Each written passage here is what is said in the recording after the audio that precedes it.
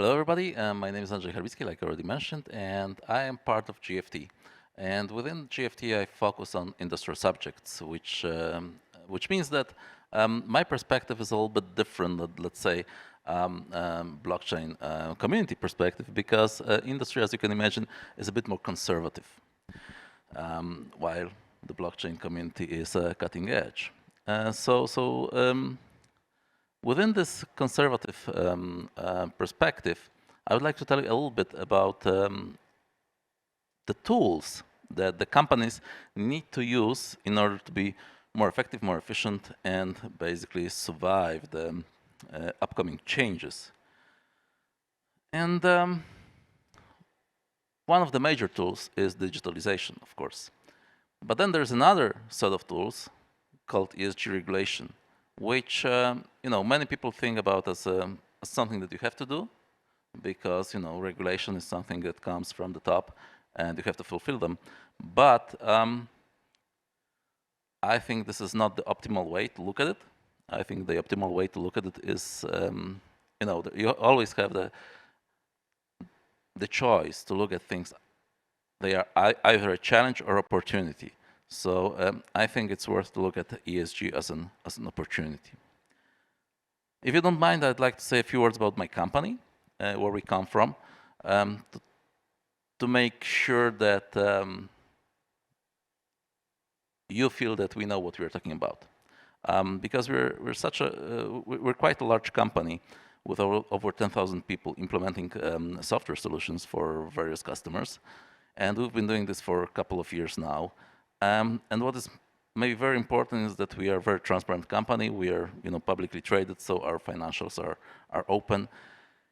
And we come from the sector of banking. The majority of our business was and still is in banking industry, which means that we have a strong affinity to things like Bitcoin, but mostly to manipulation of data, because banking is all about data. And we use this know-how to help our customers from other sectors, like industrial sectors, to use this data in the most efficient way. And sustainability is also a big part of our DNA. We strongly believe that things that need to be changed are something that is good for everyone. That's why we pay attention that our developers, so our main workforce, these are people who understand what it means to code in the most optimal way from the green perspective, from the environmental perspective. We also make sure that we are giving back to the communities, and what is really important, and as Peter Drucker said, if you don't measure something, then you can't manage it. So we make sure that our managers have incentive from being focused on ESG subjects. But enough about my company. Let's talk about our customers' companies.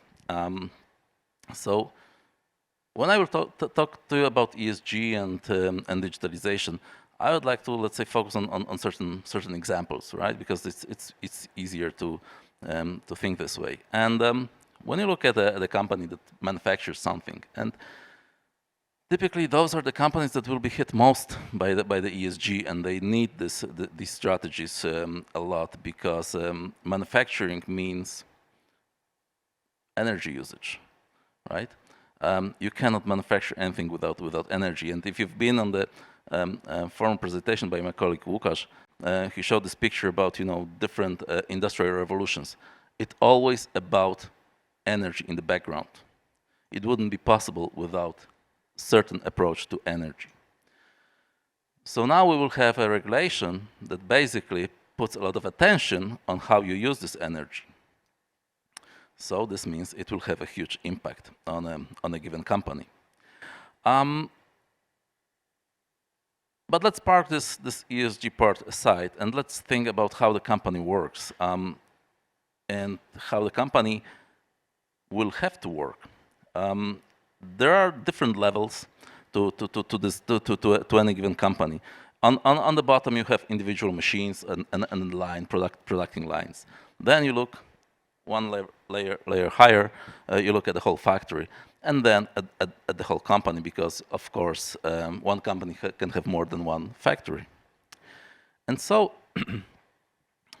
each of these items that you see on the slide generates certain data, and then this data flows up and down, and every level generates a little bit different data.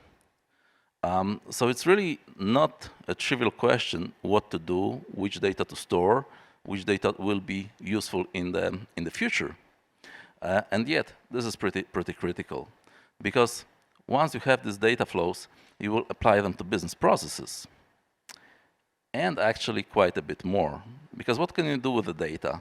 So initially, when you think about it, the first thing that comes to mind is, okay, you go for, how can I use this data to improve my products?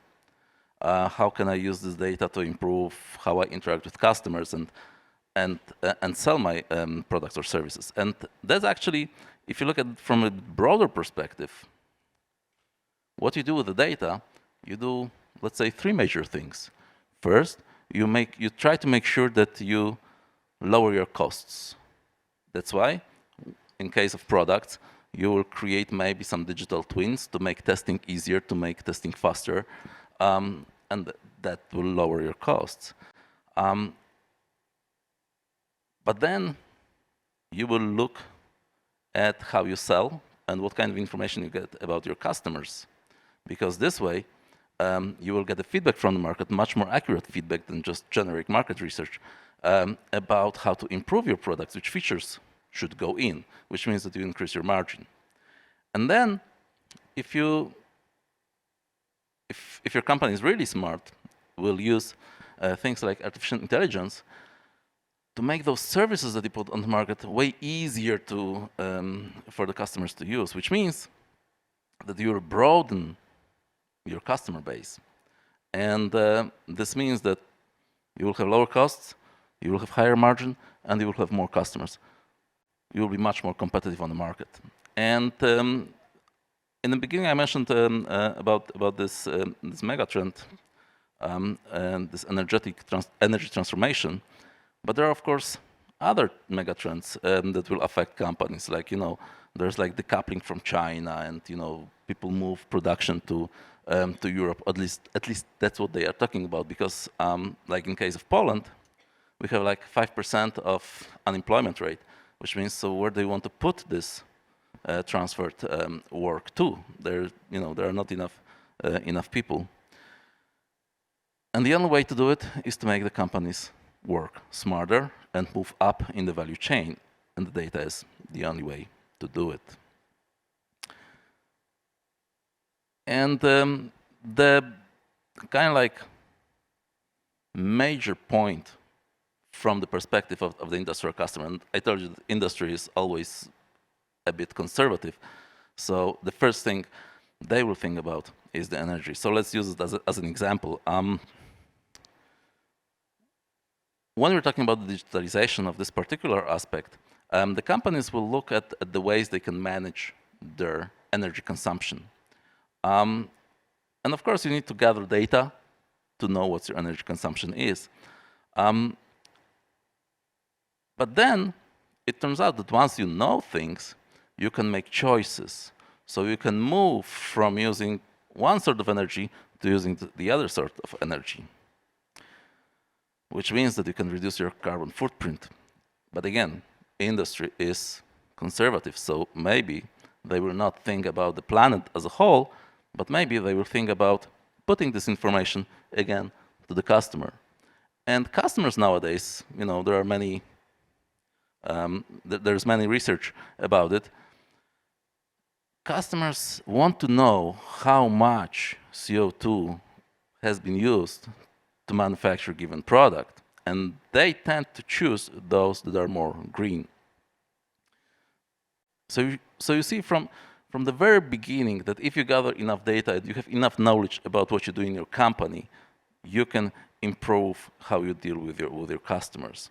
But then The next step is you can use artificial intelligence and use it for prediction.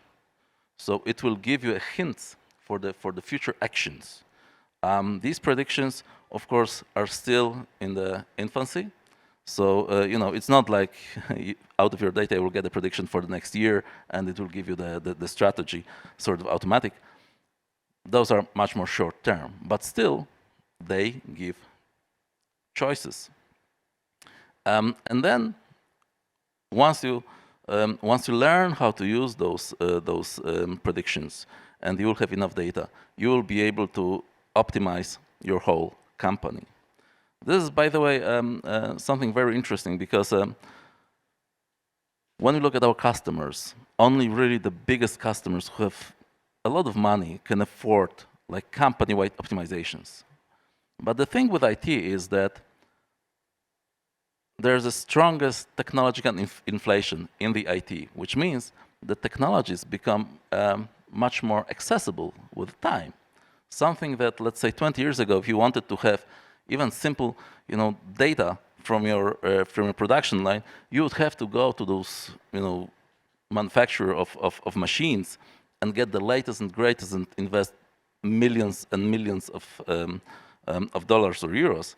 Nowadays, you can actually use IT technology to get the same result using much less. So this is quite impressive, and it'd be shame not to use this particular feature of IT.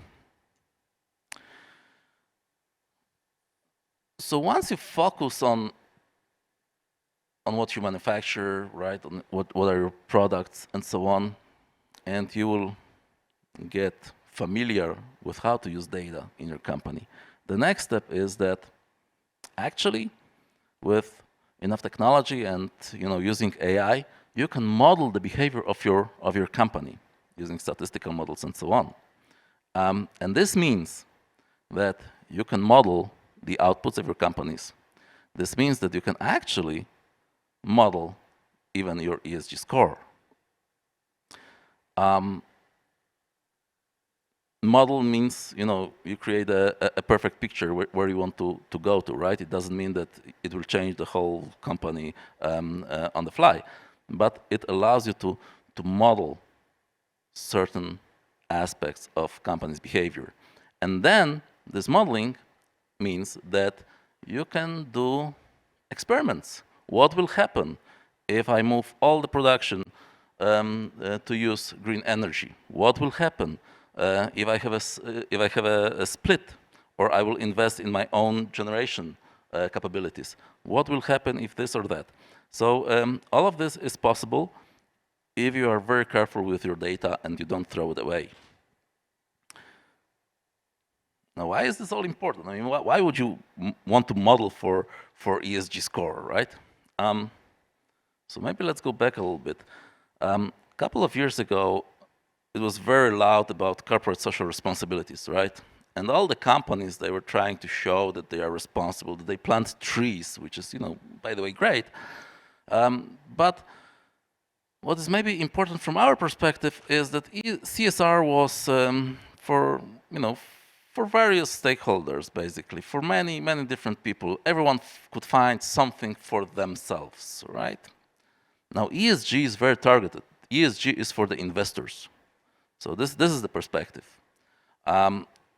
which means that the investors will make sure that they get data, and they are backed up by the regulation authorities, right? So there is no messing around. There will be 1 or 2 years of a gap where you can adjust how you deal with ESG, but sooner or later an audit will come and they will point out what you have to change in your company. So it only seems smart to know beforehand. Now, since it's investor's perspective, you can already see on the investor's webpage what they do with the ESG data. And you have some data hubs where you can read about what data has been gathered and so on.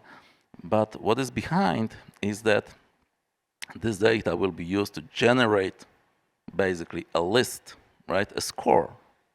And and companies think about, okay, what's my score? you know, you're one of the of hundreds of companies in Europe or in the world. So your score will be compared to others' companies' score, which means, you know, that the comparison is done for a reason. And since this is investor perspective, you might only think what's the reason. The reason is the access to capital and the cost of the capital. And we are living in a financial capitalism, which means that the access to capital is the crucial aspect of any business, right? We're not in a production capitalism, right? Like in China, we're in the financial one. So it is really critical to make sure that you understand how this data will affect your ESG. And that already shows that if you look at the ESG just like as another regulation to have to fulfill, you will have, well, not so good competitive positioning because you will not be able to harvest the insights from this data. But if you use your digitalization and you will do with your data things to optimize your company, the ESG reporting, at least in some of the areas like energy, will be a byproduct that will be almost for free, and yet will allow you to get, for example, better financing. So if we look at a single dashboard like this, and I'm getting to the end of my presentation, by the way, so this shows you an example implementation of what we did for one of our customers. They are able to see what are the sources of energy. Now, okay, this is still a basic approach where, you know, we look at the contracted energy, not actually what is in the cable, right? This is a bit tricky, but at least from the contractual perception. But what we can measure is what is autoconsumption, what goes to others. We can measure how much energy went into any given product, and if you have given different product lines, you can get this knowledge as well. And you see that this data can be really used by management to optimize what they make and how they make it and where they invest. Now you have to think about ESG now, that sort of data, maybe not as granular as this, but this sort of data will be available to investors. And the investors will look at charts similar to this maybe, and will say, okay, what's the cost of per product for this company and for this company? They both make similar product. This one has a better cost and energy structure, so we will invest in this one. Or we will give funding at half a percentage point less. And this will already create a huge impact. So make sure that you don't look at ESG as just a simple reporting activity. Make sure that you use it for your advantage and not for the advantage of the market, because market will harvest its advantages. And make sure that using right digitalization strategy, you're not left behind.